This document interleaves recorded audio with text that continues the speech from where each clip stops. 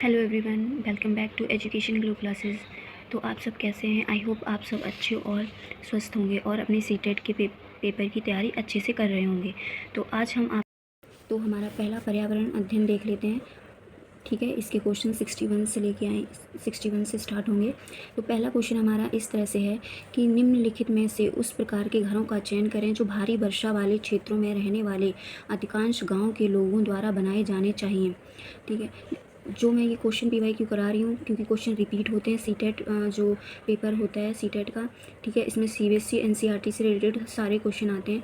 तो इसमें जो क्वेश्चन होंगे मोस्ट ऑफ देखो, साथ में इसकी एक्सप्लेनेशन भी मैं दूंगी, तो वो ज़रूरी पढ़ना होता है क्योंकि कोई ऑप्शन अगर यहाँ पे आ चुका है तो रिपीट नहीं है तो दूसरा ऑप्शन दे सकते हैं। तो इस तरह से आपको उस क्वेश्चन को सॉल्व करने में मदद मिलेगी। तो हम देखते हैं तो किस तरह के घर होने चाहिए जहाँ भारी वर्षा होती है। तो ढलान वाली छतों के साथ पैरवाशा घर होने चाहिए। ठीक है, तो देख लेते हैं इसकी एक्सप्लेनेशन अच्छे से। देखिए, भारी बारिश वाले क्षेत्रों में रहने वाले ग्रामीण लोगों को जिस तरह के घर ढलान वाली छतों वाले बांस के खम्भे पर होते हैं, यह स्लिट्स कहते हैं। विभिन्न प्राकृतिक परिस्थितियों के अनुरूप घरों की निर्माण विधियां उपयोगी होती हैं और इसमें घरों में बचाव होता है। इससे छात्रों को विभिन्न प्राकृतिक परिस्थितियों के साथ संबंधित ज्ञान मिलता है और उन्हें स्थानिक समझ की अवधारणा होती है। तो यहाँ पे हमने उसकी एक्सप्लेनेशन देख ली किस तरह के घर होने चाहिए। साथ ही साथ हमें इस क्वेश्चन में ये भी पता चला कि अगर छात्रों को हम इससे रिलेटेड पढ़ाते हैं तो उनमें क्या होता है, परिस्थितियों के साथ संबंधित ज्ञान मिलता है। साथ ही उन्हें स्थान की समझ भी होती है कि किस स्थान पर किस तरह का एनवायरनमेंट होता है और किस तरह से घर बनाए जाते हैं परिस्थितियों को देख के। ठीक है, नेक्स्ट क्वेश्चन देख लेते हैं 62।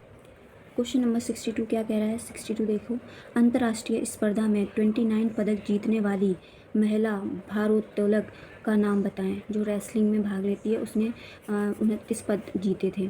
तो कौन था? वो थी कर्णम मल्लेश्वरी। कौन थी? कर्णम मल्लेश्वरी। इसके बारे में जान लेते हैं, कर्णम मल्लेश्वरी के बारे में। देखिए, भारतीय भारोत्तोलक कर्णम मल्लेश्वरी ने अंतर्राष्ट्रीय स्पर्धाओं में 29 पदक जीते। ये 2000 में ओलंपिक में पदक जीतने वाली पहली भारतीय महिला थी। तो और भी क्वेश्चन बन सकता है कि कौन से वर्ष में जीता था, तो 2000 में। और इसमें ओलंपिक जो हुए थे उसमें, जिसमें इन्हें खास पहचान मिली। इन्होंने भारत के लिए बहुत सारे सम्मान और पुरस्कार भी जीते। क्वेश्चन नंबर 63 है, मेढकों और कीटों को फंसाने और खाने पकड़कर खा जाने वाला घटपर्णी पौधा कहाँ पाया जाता है? तो देखो, अभी तो ये स्थान पूछ लिया है कि घटपर्णी पौधा कहाँ पाया जाता है। वैसे मेघालय में पाया जाता है, लेकिन पिछली कई और भी एग्जाम में देखना उसमें ऐसे पूछा था कि घटपर्णी पौधा जैसे कि जो होता है वो अपना खाना किस तरह से, तो मेढकों और कीटों को फंसाकर अपना खाना बनाता है। ठीक है, उससे ही उनसे नाइट्रोजन प्राप्त करता है। ठीक है, तो क्वेश्चन नंबर 63 अब इसकी और एक्सप्लेनेशन के थ्रू हम देख लेते हैं। घटपर्णी पौधे मेघालय राज्य में सबसे अधिक पाए जाते हैं। कहाँ पाए जाते हैं? मेघालय राज्य में। अब देखो, पौधे कीट आकर्षित करता है। कीट खाने और कीट पचाने वाले होते हैं जो नाइट्रोजन, मैंने कहा था नाइट्रोजन, फॉस्फोरस और अन्य पोषक तत्वों की आवश्यकता को पूरा करने के लिए कीटों या मेढकों का उपभोग करते हैं। इन पौधों में से बारहमासी एक प्रमुख श्रेणी है जो अम्लीय मिट्टी में पनपती है और कुछ एपीफाइटिक होते हैं जो कि पेड़ की शाखाओं पर बढ़ते हैं। क्वेश्चन नंबर 64, आपकी किताब में एक बड़े शहर का नक्शा है। दाएं हाथ के शीर्ष कोने पर स्केल को इस रूप में प्रिंट किया गया है कि स्केल 1 सेंटीमीटर में 950 मीटर बताता है। तो बताइए, रेलवे स्टेशन और हवाई अड्डे के बीच मापी गई दूरी 16.7 सेंटीमीटर है। तो इन दोनों स्थानों के बीच की वास्तविक दूरी लगभग है कितने? तो देखो, इन दोनों स्टेशनों की दूरी बीच की बता दी है हमें कितनी, 16.7 सेंटीमीटर। अब हमें देखो यहाँ पे किलोमीटर में आंसर दे रखा है। ठीक है, तो यहाँ पे क्या करना है, हमें सेंटीमीटर में दे रखा है। अब हम देखते हैं, इसको चेंज करते हैं। तो सबसे पहले हम 16.7 को करेंगे 950 से मल्टीप्लाई, क्योंकि इससे मीटर में चेंज हो जाएगा। तो जब इससे मल्टीप्लाई करेंगे तो कितना आएगा आंसर इसका? देखिए, इसकी एक्सप्लेनेशन बता देती हूँ। जैसे 16.7 और इसको मल्टीप्लाई करेंगे तो कुछ आएगा आपका 15,865 मीटर। अब इसको मीटर में दे रखा है, मीटर से हमें किस में जाना है? किलोमीटर में। तो एक, ठीक है, किस में जाना है? 1 किलोमीटर में कितने मीटर होते हैं? 1000 मीटर होते हैं। कितने मीटर होते हैं? 1000। अभी हमें क्या करना है? 1000 से किस में जाना है? किलोमीटर में। जब हम उल्टा जाते हैं तो डिवाइड करते हैं। तो 15,865 को किससे डिवाइड कर देंगे? 1000 से। ठीक है। तो 1 2 3, तो 3 के बाद पीछे से काउंट करके पॉइंट लगाना है, 1 2 3 यानी यहाँ पे आ जाएगा, ठीक। तो इस तरह से आपका 15.9 किलोमीटर इसलिए हो जाएगा क्योंकि उन्होंने राउंड ऑफ कर दिया है। तो अगर पॉइंट के बाद 5 से ज़्यादा कोई भी डिजिट आती है तो एक पॉइंट बढ़ा के हम उसको वहीं पे राउंड ऑफ करते हैं, आगे की डिजिट लिखने की कोई ज़रूरत नहीं होती। तो इस तरह से आपका ये आंसर आ गया, जो कि बता दिया मैंने, आपका हो जाएगा B option 15.9 kilometre. Question number 65 देखते हैं। पर्वतारोहण में नेतृत्व करने वाले समूह के नेता की निम्नलिखित में जिम्मेदारियों में से चयन करें। तो पर्वतारोहण हो रहा है जिसमें एक नेतृत्व करने वाले समूह के नेता के बारे में क्या जिम्मेदारी होती है वो बतानी है। तो समूह को आपका अनुसरण करने देना और सामने की ओर रहना, उन प्रतिभागियों को पीछे रहने के लिए कहना जो ठीक से चढ़ने में सक्षम नहीं है, प्रतिभागियों को उनके बैग ले जाने में मदद करना। तो ये मदद वाली कैटेगरी होनी चाहिए एक नेता में, ठीक है। एक उपयुक्त स्थान खोजें जहाँ प्रतिभागी रुक सकते हैं और आराम कर सकते हैं, ये भी एक लीडरशिप में क्या होनी चाहिए, जिम्मेदारी यानी रिस्पॉन्सिबिलिटी होनी चाहिए। उन लोगों की देखभाल करना जो अस्वस्थ हैं और समूह के लिए उचित भोजन की व्यवस्था करना। तो ये तीनों ऑप्शन यानी 3rd 4th 5th देख लेते हैं किसमें है, बी में। तो ये ऑप्शन आपका ठीक होगा क्योंकि एक लीडर के अंदर ये सारी जिम्मेदारियाँ होनी चाहिए, तभी वो एक अच्छी लीडरशिप कर सकता है, ठीक है। अच्छी लीडरशिप के लिए ये सारी चीज़ें ज़रूरत होती हैं। 66 क्वेश्चन। एक पेड़ के बारे में निम्नलिखित कथनों पर विचार करें।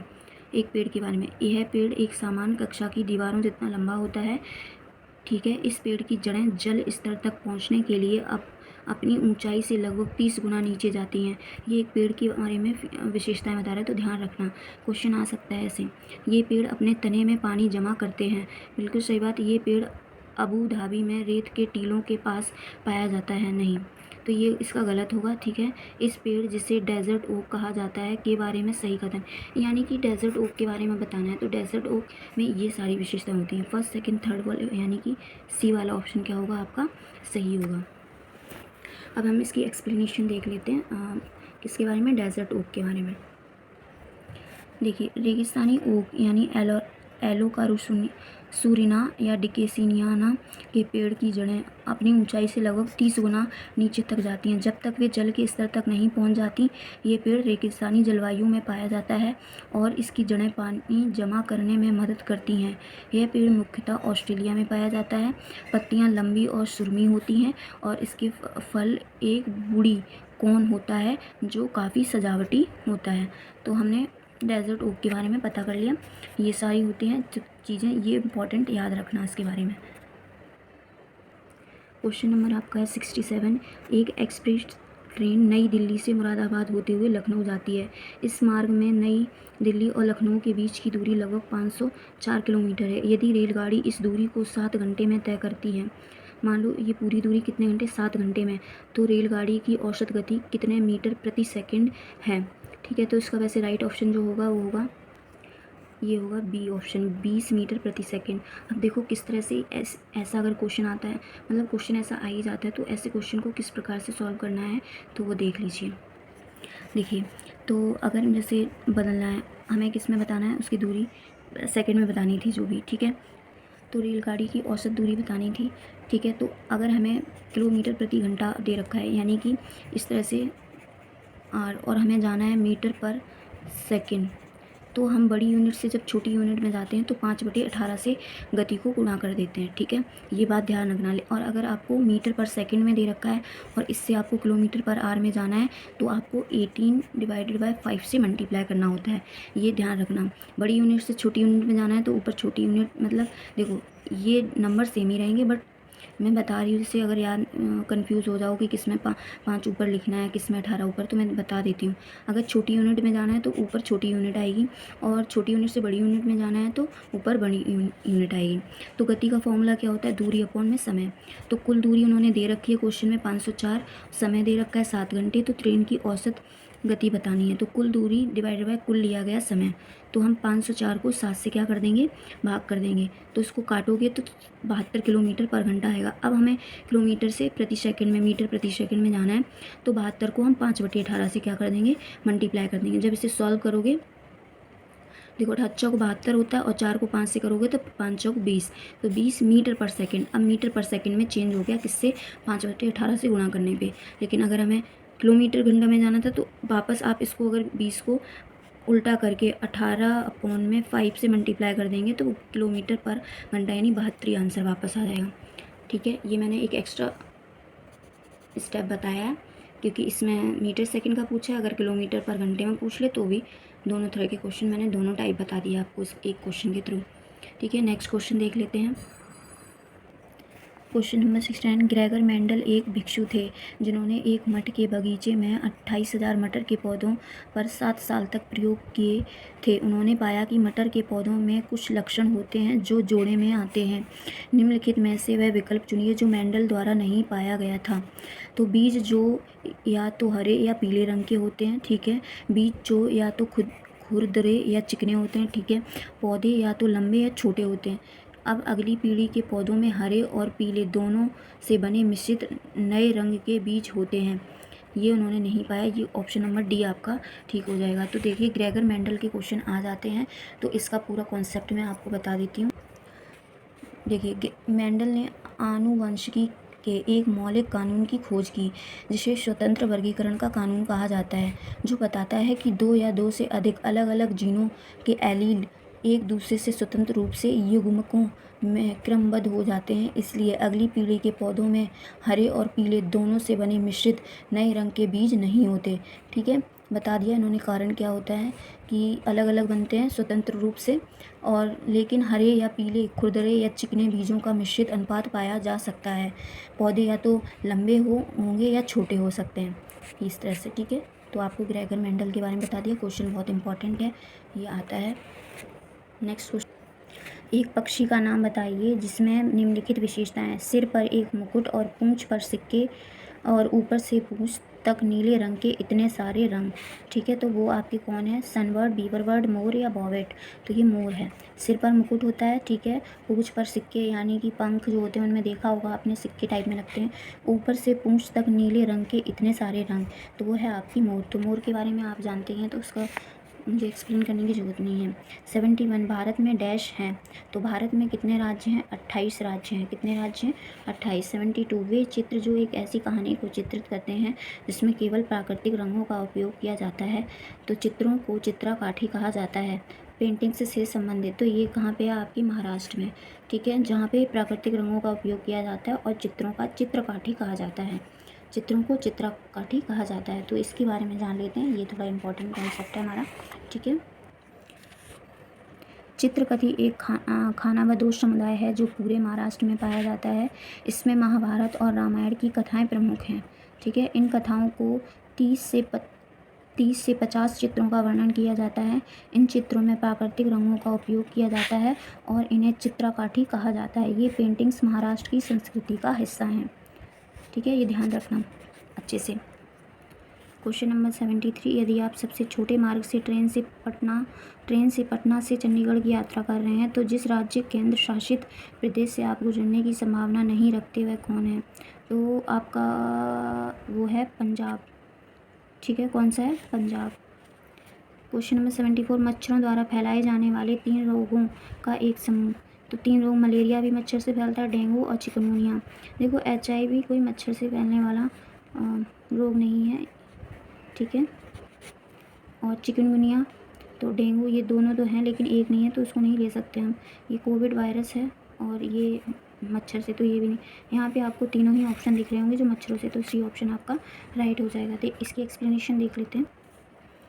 74, मलेरिया, डेंगू और चिकनगुनिया जैसी बीमारियाँ मच्छरों द्वारा फैलती हैं। कोविड-19 और HIV एड्स वायरल बीमारियाँ हैं जो प्रतिरक्षा प्रणाली को प्रभावित करती हैं। ठीक है, यहाँ पे देखिए निम्नलिखित में से 3 खाद्य पदार्थों के एक समूह का चयन करें जो आयरन से भरपूर हैं। तो आयरन से भरपूर आंवला होता है, पालक होता है और गुड़ होता है। ठीक है, तो डी ऑप्शन आपका राइट होगा। क्वेश्चन नंबर 76, एक अलग देश में एक नया छात्र आपकी कक्षा में शामिल होता है जिसमें मुख्य रूप से स्थानीय छात्र होते हैं। आप विभिन्न संस्कृतियों में प्रथाओं पर चर्चा करने के लिए इस अवसर का उपयोग करना चाहते हैं। यह डैश के लिए महत्वपूर्ण है। तो ये हो जाएगा छात्रों में बोलने और पारस्परिक कौशल को बढ़ावा देने। ए ऑप्शन आपका क्या हो जाएगा, राइट हो जाएगा। अब देखो, रूढ़ियों को कम करने और विविधता को महत्व देने की जरूरत नहीं है। अन्य संस्कृतियों के प्रति किसी के दृष्टिकोण की अभिव्यक्ति को अनुमति देना, ये भी नहीं। और महसूस करना कि अन्य संस्कृतियाँ स्वयं की तुलना में बहुत बेहतर हैं। तो ये नहीं, किसी को ज़्यादा या कम नहीं तोलना, सभी को इक्वल रखना होता है। तो हमारा फर्स्ट ऑप्शन क्या हो जाएगा, राइट हो जाएगा। देखिए, जो हमने भी समावेशन शिक्षा के माध्यम से शिक्षक छात्रों को उनकी अलग अलग पृष्ठभूमि, संस्कृति, धर्म, वर्ग या समुदाय को समझने के लिए समानताओं और भिन्नताओं को समझाने और सराहना करने का अवसर प्रदान करते हैं, जो छात्रों के आत्मसम्मान को विकसित करने में मदद करता है। ठीक है, ये आपका जो क्वेश्चन है, समावेशन शिक्षा यानी इंक्लूसिव एजुकेशन में ये सारी चीज़ें बहुत ही इंपॉर्टेंट होती हैं। नेक्स्ट क्वेश्चन, जूम ऐप की निम्नलिखित विशेषताओं में से किसका उपयोग यह प्रदर्शित करने के लिए किया जा सकता है कि बिना बोले संचार कैसे किया जा सकता है। चैट में, GIF या वीडियो कॉन्फ्रेंस या ब्रेकआउट रूम्स या वर्चुअल बैकग्राउंड। तो चैट में क्या हो जाएगा, GIF। ठीक है, तो इसमें क्या होता है, इंसान को बोलने की ज़रूरत नहीं होती, फिर भी संचार हो जाता है। तो ये GIF आपको अच्छे से पता होगा। आज के टाइम पे आप चैटिंग तो करते ही हैं। तो ए ऑप्शन आपका क्या हो जाएगा, राइट हो जाएगा। देखिए, फिर भी हम इसको इसकी व्याख्या देख लेते हैं। जूम एक वेब कॉन्फ्रेंसिंग टूल है जो उपयोगकर्ताओं को वास्तविक समय में video, audio, phone, text chat के माध्यम से कनेक्ट या मिलने के लिए वर्चुअल रूम की अनुमति देता है। यहाँ पे है GRIF, एक छवि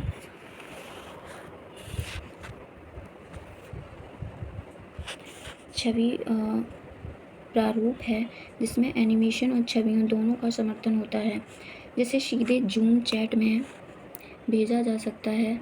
जूम पर वीडियो कॉन्फ्रेंस की सुविधा मीटिंग, वेबिनार के लिए अनुमति देती है और ब्रेकआउट रूम में हम अलग अलग सत्रों में जूम मीटिंग को विभाजित करने की अनुमति देती है। एक आभासी पृष्ठभूमि हमें जूम में मीटिंग के दौरान एक छवि या वीडियो को हमारी पृष्ठभूमि के रूप में प्रदर्शित करने की अनुमति देती है। तो हमने इसके बारे में भी जान लिया है। देखो, ये क्वेश्चन आपका इसलिए करंट में पूछा गया है जूम के बारे में, क्योंकि 2022 का है। तो उस टाइम क्या था ना, 20 और 21 में जो लॉकडाउन लगा था, तो उस टाइम जूम ऐप का बहुत यूज़ हो रहा था स्टडी के लिए, कि मीटिंग्स, बिजनेस मीटिंग के लिए। तो इसलिए ये क्वेश्चन आपसे पूछ लिया गया था। तो ये करंट वाली जो चीज़ें होती हैं वो पढ़ लेनी चाहिए, क्योंकि कोई पता नहीं होता है कि किस तरह से क्वेश्चन आपसे पूछ लिया जाए। ठीक है, तो be active, specially in education sector. उसके बाद देख लेते हैं 78, निम्नलिखित में से कौन सा अभ्यास रचनावादी दृष्टिकोण के साथ सबसे निकटता से संरेखित है। तो प्रदूषकों की उपस्थिति की पहचान करने के लिए नदी के रंग का उपयोग करना। बी वाला ऑप्शन हमारा सही होगा, क्योंकि यहाँ पे रचनावादी दृष्टिकोण बोला है। तो बी ऑप्शन हमारा क्या हो जाएगा, सही हो जाएगा। देखिए, रचनावादी क्यों, मतलब उसके लिए वो क्यों सही होगा वो देख लेते हैं। रचनात्मक दृष्टिकोण छात्रों को सक्रिय सीखने के लिए प्रोत्साहित करता है और उन्हें दृष्टिकोण से एक अवधारणा या समस्या को देखने, समझाने, विश्लेषण करने, विस्तृत करने और मूल्यांकन करने के लिए प्रेरित करता है। यह विशेष रूप से प्रदूषकों की उपस्थिति की पहचान करने के लिए नदी के रंग का उपयोग करने जैसे तकनीकों का उपयोग करता है, जो छात्रों को ज्ञान का निर्माण करने में मदद करता है। ठीक है, क्वेश्चन नंबर 79, निम्नलिखित में से कौन सा छात्रों को सक्रिय शिक्षा में संलग्न करने का सबसे अच्छा उदाहरण है। अब यहाँ पे बच्चा एक्टिव रहेगा, तो बताना है कि बच्चा किस चीज़ को करने में सबसे ज़्यादा एक्टिव रहेगा। वही ऑप्शन हमारा राइट होगा। बरसों से वाहनों को दिखाने वाली एक वृत्त चित्र देखने के बाद वाहन मतभेद के कारणों पर चर्चा करना। तो देखो, जब हम बोलते हैं कि किसी भी मतभेद पर के कारणों यानी रीज़न पे चर्चा करते हैं, तो यहाँ पे बच्चा अपने ही बिल्कुल सक्रिय रहता है, क्योंकि वो अपने पॉइंट ऑफ व्यूज़ दे रहा होता है और अपने विचार प्रकट कर रहा होता है। तो पिछले 50 वर्षों में उपयोग किए गए विभिन्न प्रकार के टेलीफोनों को दिखाने वाले एक वृत्त चित्र को देखने के बाद जोड़ियों में चर्चा करना, या फिर पाठ्य पुस्तक से उनके बारे में पढ़ने के बाद विभिन्न वास्तुशिल्प शैलियों की उल्लेखनीय इमारतों के उदाहरणों को सूचीबद्ध करना है। तो इसमें बच्चा एक्टिव नहीं होता। और इमारतों के निर्माण में उपयोग की जाने वाली विभिन्न प्रकार की सामग्रियों के बारे में ब्लैक बोर्ड से नोट्स लेना, ये इसमें भी नहीं बच्चा। इसमें तो पैसिव रहता है, क्योंकि वो ब्लैक बोर्ड पे लिखी हुई चीज़ों को जस्ट उतार रहा है, उससे कोई उसके क्रिएटिव थॉट इंक्रीज नहीं हो रहे हैं। तो यहाँ पे ये वाला ऑप्शन सबसे बेस्ट होगा। इसमें छात्र होते हैं वो सक्रिय शिक्षा में संलग्न होते हैं। अब इसकी एक्सप्लेनेशन देखिए। पैडागोजी की इम्पोर्टेंट बहुत ही क्वेश्चन है, ईवीएस में इसी तरह से क्वेश्चन पूछे जाते हैं। तो कॉन्सेप्ट को अच्छे से सीख लेना कि क्या बच्चा कैसा होना चाहिए, और जब हम बच्चे को कुछ चैप्टर पढ़ा रहे हैं तो किस तरह से पढ़ाना चाहिए, बच्चे को एक्टिव होना चाहिए, और वाद विवाद और खेल के थ्रू, मतलब जिसमें बच्चा एक्टिव रहे, ऐसी चीज़ों करवानी चाहिए जिसमें बच्चा एक्टिव रहे और एक्टिव होके सीखे, वही सबसे बेस्ट होता है। तो सक्रिय शिक्षण छात्रों को सोचने, चर्चा करने, जांच करने और बनाने के माध्यम से अधिगम में सक्रिय रूप से शामिल करता है, और इसमें विभिन्न उदाहरण शामिल होते हैं जो छात्रों को गहराई से सीखने की अनुमति देते हैं। आपने वृत्त चित्र के उदाहरण का उपयोग करके वाहनों में अंतर के कारणों पर चर्चा करने को सक्रिय सीखने का अच्छा उदाहरण दिया। इस पद्धति में छात्रों के मननशील विचार विकसित होते हैं और उन्हें सीखने के प्रक्रिया में सक्रिय भागीदार बनाता है।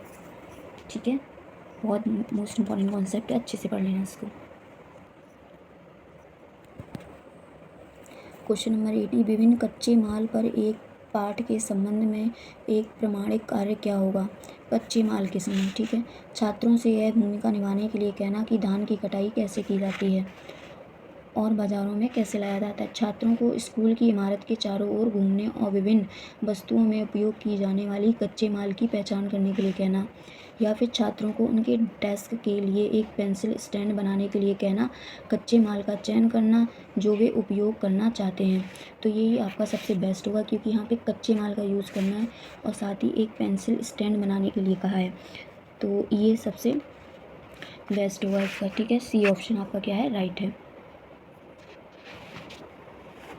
इसकी एक्सप्लेनेशन देखिए। सक्रिय शिक्षण की प्रक्रिया का अच्छा उपयोग देखा गया है छात्रों को केस स्टडी और समस्या आधारित गतिविधियों के माध्यम से अधिगम के लिए सक्रिय रूप से शामिल करना। सक्रिय मतलब बच्चा एक्टिव।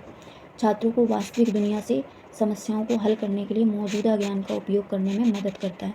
ये जो दिख रहे हैं ना आपको, गतिविधियों के माध्यम से सक्रिय रूप से वास्तविक दुनिया की से जोड़ के मौजूदा ज्ञान का उपयोग करके, ये सब करके बच्चा शिक्षण को अच्छे से सीखता है, किसी भी चीज़ को अधिगम अच्छे से करता है। आपने उदाहरणों के माध्यम से बच्चों को समझाया कि प्रमाणिक सामग्री को कैसे पहचाना सकता है, अपने डेस्क के लिए पेंसिल स्टैंड बनाने में कैसे उपयोग किया जाता है। इस प्रकार सक्रिय शिक्षण के छात्रों के व्यवहारिक अनुभव और उत्पादकता का विकास होता है। आपके उदाहरण और समझाने के तरीके से समस्याओं का निराकरण करने में छात्रों को मदद मिलती है। क्वेश्चन नंबर 81, आप खेल और खेल पर एक अध्याय पढ़ा रहे हैं। एक छात्र पूछता है, आप हमें ईवीएस में खेलों के बारे में क्यों पढ़ा रहे हैं? ठीक है, तो निम्नलिखित में से कौन सा ईवीएस में इस अध्याय को सीखने के दायरे की सबसे अच्छी व्याख्या करता है? खेल सदियों से खेले जाते हैं रहे हैं और आप अपने आसपास के कई लोगों को मनोरंजन या काम के लिए खेल खेलते हुए देखते हैं। यह अध्याय आपको अपने परिवेश को बेहतर ढंग से समझने में मदद करने का हिस्सा है। यही आपका आंसर सही है। बाकी ऑप्शन क्यों नहीं सही है वो भी। जब आप बड़े हो जाते हैं, यदि आप खेल को कैरियर के रूप में लेने का फैसला करते हैं, तो आपको एक विशिष्ट खेल के बारे में सब कुछ जानने की आवश्यकता होगी, जिसमें इसका इतिहास भी शामिल है और यह वर्षों से कैसे विकसित हुआ है। तो देखो यहाँ पे ईवीएस के थॉट में ये तो कोई है नहीं कि हिस्ट्री पता करना और कुछ जानने की आवश्यकता है। ये हमारे ईवीएस के मतलब सीखने के दायरे में सबसे अच्छी व्याख्या नहीं है। ठीक है, यहाँ पे सीखना नहीं है, वो तो चीज़ों को कलेक्ट कर रहा है बस, किसके लिए कि एक खेल खेला, उसके इतिहास को जान रहा है और ये कैसे विकसित हुआ है ये सब। अब ये बेस्ट है, क्योंकि यहाँ पे बच्चे पूरा रीज़न बताया गया है कि खेल सदियों से चले आ रहे हैं, आसपास के कई लोगों को मनोरंजन भी करा रहे हैं, खेलते खेलते हम कई चीज़ों को सीखते भी हैं और काम भी हो जाता है, काम करते करते सीख लेते हैं। और ये जब हम खेलते हैं तो मोस्ट ऑफ चीज़ें जो होती हैं वो हमारे आसपास से ही हम ज़्यादा चीज़ों को समझते हैं और उससे सीखते भी जल्दी हैं। आपके दादा दादी द्वारा खेले जाने वाले कई खेल अब नहीं खेले जाते, तो यह अध्याय आपको उन खेलों को बेहतर ढंग से समझने में मदद करेगा और आपको बड़ों के साथ अच्छा सा समय बिताने में मदद करेगा। ये भी आपका ऑप्शन गलत है। खेल खिलाड़ियों का बचपन अक्सर कठिन रहा है। यह अध्याय आपको टीवी पर देखे जाने वाले खिलाड़ियों के प्रयासों को महत्व देने में मदद करेगा और आपको कड़ी मेहनत करने के लिए प्रोत्साहित करेगा। क्वेश्चन नंबर नेक्स्ट, देखो ईवीएस का पेपर थोड़ा लेंदी आ सकता है क्योंकि जो ऑप्शन होते हैं क्वेश्चन भी बड़ा होता है और जो ऑप्शन होते हैं उसमें भी बहुत सारा कुछ लिखा होता है। तो जब आप पीवाईक्यू करेंगे ना तो आपको क्या होगा, पढ़ने की स्पीड और समझने की स्पीड अच्छी हो जाएगी और आपका टाइम भी वेस्ट नहीं होगा। तो प्रीवियस ईयर्स के क्वेश्चन लगाने बहुत ज़रूरी हैं। तो ईवीएस क्वेश्चन इसीलिए कठिन पड़ जाता है क्योंकि ये लेंदी होता है। तो सबसे पहले एटीट्यूड देख लेते हैं। ग्लोब के निचले हिस्से की ओर इशारा करते हुए कहा शाह मीर ने, आपके कहने का मतलब है कि यहाँ कोई नहीं रहता? उजैरा, यहाँ भी लोग रहते हैं, ब्राज़ील और अर्जेंटीना यहाँ है। शामिर, क्या वहाँ के लोग उल्टा खड़े हैं? ये लोग गिरे क्यों नहीं? तो उपरोक्त पाठ का उपयोग ग्रेड 5 के छात्रों के लिए गुरुत्वाकर्षण की अवधारणा को पेश करने के लिए किया जाता है। तो देखिए सी ऑप्शन इसका ठीक होगा। ग्लोब के निचले हिस्से में एक पिन चिपकाएं, पिन को अलग अलग स्थितियों में देखें, दक्षिणी गोलार्ध में भी ऐसा ही है। तो आपका जो राइट होगा वो सी होगा। अब ये जो है पेडागोजिकल क्वेश्चन है, तो ईवीएस में जो पेडागोजी होती है वो थोड़ी सी कंफ्यूजिंग होती है, बट आप एक बार सीख जाओगे तो फिर नहीं होगा। अब यहाँ पे जो आपसे बोला है ग्रेड 5 के तौर पे, तो यहाँ पे ग्लोब के बारे में ही बताया है, तो ये चीटी और ये सबसे थोड़ी आप पता कर लोगे, तो ग्लोब के थ्रू ही आप पता कर पाओगे कि गुरुत्वाकर्षण की अवधारणा किस तरह से पेश की जाए। ठीक है, तो वो ग्लोब पे ही होगी, तो इसीलिए हमारा जो राइट ऑप्शन है वो सी होगा। 83 इसकी एक्सप्लेनेशन। दक्षिणी गोलार्ध में लोगों के बारे में शाह मीर के भ्रम को स्पष्ट करने के लिए ग्लोब के निचले हिस्से में एक पिन चिपकाकर और उसे विभिन्न कोणों से देखकर छात्रों की दक्षिणी गोलार्ध में अभिविन्यास की अवधारणा को समझने में मदद मिलती है। यह एक देखो नीचे की साइड भी अगर कोई खड़ा है तो वो भी अपने हिसाब से सीधा है क्योंकि वहाँ पे गुरुत्वाकर्षण का यानी ग्रेविटी की कॉन्सेप्ट लगता है। ठीक है, और यह एक अच्छा और क्रियाशील तरीका है। ये अच्छा और क्रियाशील तरीका है, तो हमें ऐसे ही बच्चों को पढ़ाना होता है। छात्रों को विभिन्न गोलार्धों में लोगों के अभिविन्यास को समझने के लिए इसके माध्यम से छात्र गुरुत्वाकर्षण की अवधारणा को समझते हैं और यह समझते हैं कि गुरुत्वाकर्षण वस्तुओं को पृथ्वी के केंद्र की ओर खींचता है, चाहे वे दक्षिणी गोलार्ध में हों या किसी अन्य गोलार्ध में। यह छात्रों के लिए समझाने और सीखने के लिए एक अच्छा तरीका है। वेरी इंपॉर्टेंट कॉन्सेप्ट, ध्यान रखना कि किस तरह से। ठीक है, क्वेश्चन 83 क्वेश्चन, ज्ञानेंद्रियों विषय के लिए इनमें से कौन सा एक विशिष्ट मापने योग्य और प्राप्त करने योग्य अधिगम का उद्देश्य है?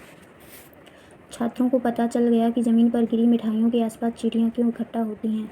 हमें ज्ञानेंद्रियों का बताना है, तो इसमें जो जानवरों की दी गई सूची को उस इंद्रिय के आधार पर वर्गीकृत करें जिस पे वे भोजन इकट्ठा करने के लिए भरोसा करते हैं। तो ये सबसे बेस्ट होगा क्योंकि भोजन इकट्ठा करना वो मतलब कौन सी इंद्रियों का यूज़ करके करते हैं। और यहाँ पे बोला छात्र लंबी अवधि में अपनी इंद्रियों की देखभाल करेंगे, इनके महत्व को पहचानेंगे। तो यहाँ पे ये सब नहीं, क्योंकि हमें उन्हें बच्चे को एक्टिव रखना है और खुद से विचार विमर्श करके, खुद से चिंतन करके सीखने के लिए प्रेरित करना है। तो ये वाला ऑप्शन सबसे बेस्ट होगा। क्वेश्चन देख लेते हैं, इसकी एक्सप्लेनेशन देख लेते हैं। सबसे पहले देखिए, विशिष्ट मापनीय और प्राप्त अधिगम का उद्देश्य है छात्र जानवरों की दी गई सूची को उनके ज्ञानेंद्रिय के आधार पर वर्गीकृत करेंगे जिस पर वे भोजन इकट्ठा करने के लिए भरोसा करते हैं। ठीक है, क्वेश्चन नंबर 84 देख लेते हैं हम। आप अपनी कक्षा में गोंद की एक बड़ी बोतल लाए ताकि छात्र आगामी प्रदर्शनी के लिए अपनी परियोजनाओं में उपयोग कर सकें। आपने छात्रों से कहा कि एक बार बोतल खत्म होने के बाद नहीं बदला जाएगा और उन्हें इसका बुद्धिमानी से उपयोग करना होगा। निम्नलिखित गतिविधियों में से कौन सी सबसे अधिक छात्रों को संसाधनों के संरक्षण के विचार पर संलग्न करने में मदद करेगी जिन्हें वापस नहीं लाया जा सकता? तो छात्रों को क्या करना है, सबसे पहले ये आपका होगा जो राइट ऑप्शन इसका वो होगा डी। छात्रों को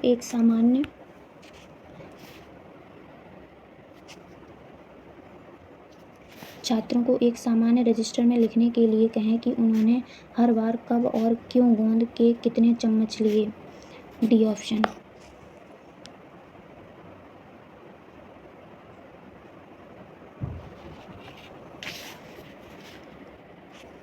नेक्स्ट, तो इसकी एक्सप्लेनेशन, जैसे कि छात्रों को एक सामान्य रजिस्टर में लिखने के लिए कहें कि उन्होंने हर बार कब और क्यों कितने चम्मच गोंद लिया। यह छात्रों को उनके गोंद उपयोग के लिए जवाबदेह बनाकर संसाधनों के संरक्षण में सहायक होता है और उन्हें प्रोत्साहित करता है।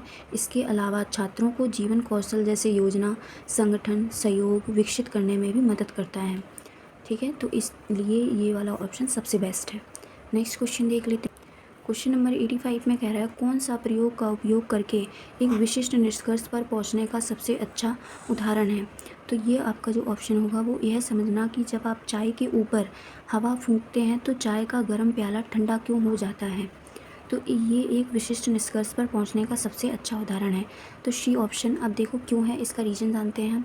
इसकी एक्सप्लेनेशन, ये चीज़ आपको ध्यान रखनी है, ये रीज़न से ऐसे क्वेश्चन पूछ लेगा ईवीएस में। यह समझना कि चाय का गर्म प्याला हवा फूंकने से ठंडा क्यों हो जाता है। यह प्रयोग हवा को फूंकने और चाय के ठंडा होने के बीच के कारण और प्रभाव को समझने में मदद करता है। इस प्रयोग के माध्यम से शोधकर्ता हवा के तापमान पर चाय के प्याले के तापमान पर कैसे प्रभाव डालते हैं, इसे समझते हैं और इसके शीतलन प्रभाव को समझने में सक्षम होते हैं। ठीक है, नेक्स्ट क्वेश्चन है हमारा 86 में मौसम के विषय को पेश करने के लिए निम्नलिखित में से कौन सा हुक या ओपनिंग के रूप में सबसे कम प्रासंगिक है। तो सबसे कम बोला है। तो छात्रों को टहलने पर ले जाना और उन्हें यह वर्णन करने के लिए कहना कि अगले मौसम में पौधे कैसे बदलेंगे। छात्रों से पूछें कि वे कुछ महीने पहले की तुलना में इन दिनों को गर्म या ठंडा महसूस कर रहे हैं। छात्रों को उन गतिविधियों को सूचीबद्ध करने के लिए कहें जो उन्होंने अपनी गर्मियों की छुट्टी के दौरान की और क्यों। तो ये तो हुक और ओपनिंग की मतलब ठीक है। छात्रों को एक टोपी, एक रेनकोट और एक स्वेटर दिखा रहे हैं और उनसे पूछ रहे हैं कि उन्होंने इनमें से किसका प्रयोग किया। तो ये तो मौसम के विषय में जानने के सबसे अच्छे हुए। सबसे अच्छे प्रासंगिक हैं, सबसे हमें बोला है कम प्रासंगिक। तो ये वाला छात्रों को टहलने पर ले जाना और उन्हें वर्णन करने के लिए कहना कि अगले मौसम के पौधे कैसे बदलेंगे, यानी ए ऑप्शन। अब इसके एक्सप्लेनेशन के थ्रू और बेस्ट से समझते हैं हम इसको। अब देखिए यहाँ पे विशिष्ट, मापनीय और प्राप्त अधिगम के उद्देश्य से संबंधित वाक्यांश देना। अब देखो ये तो हमने क्वेश्चन नंबर, एक मिनट। और जब भी हम जब भी हम छात्रों को नए विषय के बारे में परिचित कराते हैं तो उस समय उनको जो ओपनिंग करनी होती है हमें किसी विषय की, तो इस तरह करो कि बच्चे तुरंत मतलब जो ओपनिंग हो वो बच्चों की रुचि के अकॉर्डिंग हो और वो उसको तुरंत पकड़ें और उसमें दिलचस्पी लें। ठीक है, तो इस तरह से हमें ओपनिंग करनी ज़रूरी होती है। अगर हम पहले से ही मतलब जो चीज़ हमें बाद में बोलनी चाहिए वो हम सबसे पहले बोल रहे हैं तो बच्चा क्या होगा, बोरियत फील करेगा और फिर उस चीज़ को पढ़ने और समझने में दिलचस्पी नहीं लेगा। तो सबसे पहले हमें इसी तरह के विषयों को परिचित कराना चाहिए जिसमें उनकी सबसे ज़्यादा रुचि हो। ठीक है, और इस वाक्यांश में छात्रों के परिवेशानुसार नए विषयों का प्रस्तुतिकरण के दौरान उनकी रुचि का, उनकी दिलचस्पी को पकड़ने का उद्देश्य होना चाहिए आपका, और छात्रों को समझाने और उनकी रुचि के अनुसार विषय के साथ जुड़ने और सीखने के लिए प्रेरित करने में मदद करता है। तो ओपनिंग हमेशा ये सारी चीज़ों पॉइंट्स को ध्यान में रख के होनी चाहिए किसी भी विषय की। तो हमने इसकी एक्सप्लेनेशन देख ली। नेक्स्ट देख लेते हैं क्वेश्चन नंबर 87। अधिगम का उद्देश्य, छात्र संचारी और गैर संचारी रोगों के बीच अंतर को समझेंगे। निम्नलिखित में से कौन सा मूल्यांकन प्रश्न इस अधिगम के उद्देश्य के लिए सबसे अच्छा परीक्षण है। देखो इस तरह का अधिगम का उद्देश्य है कि बच्चे संचारी और गैर संचारी रोगों के बीच अंतर समझ पाएँ। तो इसका मूल्यांकन प्रश्न इस अधिगम के उद्देश्य के लिए सबसे अच्छा जो परीक्षण होगा वो क्या होगा। तो सामान्य सर्दी का संचरण मधुमेह से कैसे अलग है। यदि आपके माता पिता में से किसी एक को डेंगू है तो क्या आपको यह होने की अधिक संभावना है। तो ये तो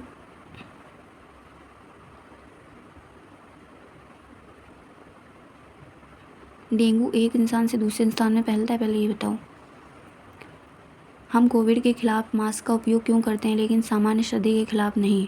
क्योंकि कोविड एक ऐसा है, एक इंसान से दूसरे इंसान में फैलता है, ठीक है, और सामान्य सर्दी के खिलाफ नहीं करते।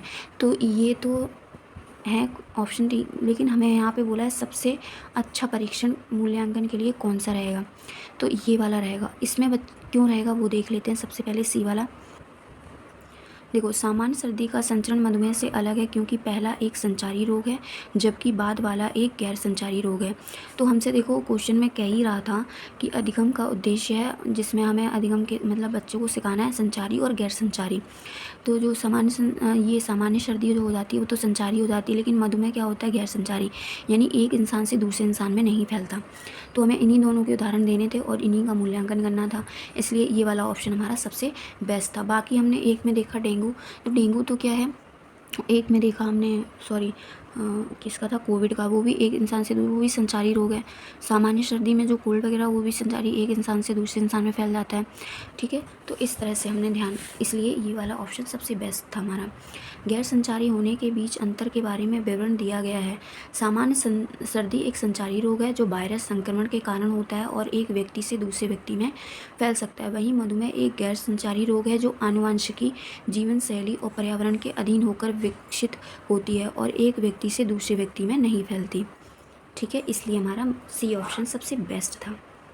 नेक्स्ट देख, क्वेश्चन नंबर 88 है, एक शिक्षक एक व्यापक रूप से स्वीकृत कंप्यूटर प्रोग्राम का उपयोग करता है जो अपने छात्रों को पृथ्वी के विभिन्न पहलुओं को सिखाने के लिए उपग्रह इमेजरी के आधार पर पृथ्वी का 3D प्रतिनिधित्व प्रदान करता है।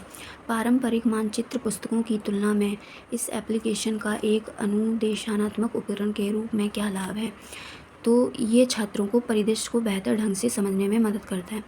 तो आप खुद ही देखिए कि अगर आपको कोई चीज़ 3D में समझाई जाए तो आप जल्दी से समझते हैं, बजाय कोई आपको लेक्चर दे के समझा रहा है। तो अगर हम कोई चीज़ विजुअली देख के सीखते हैं तो वो चीज़ हमारे माइंड में ज़्यादा देर तक रहती है और उसको ज़्यादा देर तक रिटेन करने और समझने में भी सहायता होती है। ठीक है, तो इसलिए हमारा जो राइट ऑप्शन होगा वो डी सबसे बेस्ट है। अब एक्सप्लेनेशन इसकी देख लेते हैं वो भी।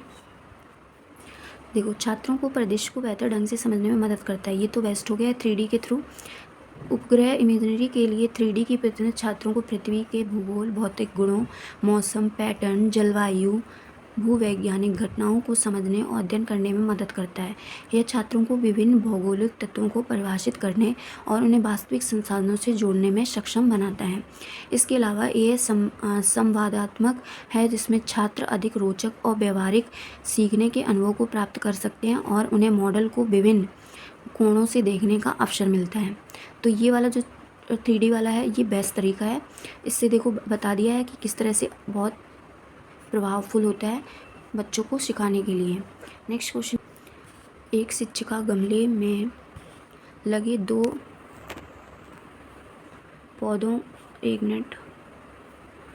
पौधे कक्षा में लाती है, गुलाब और अदरक।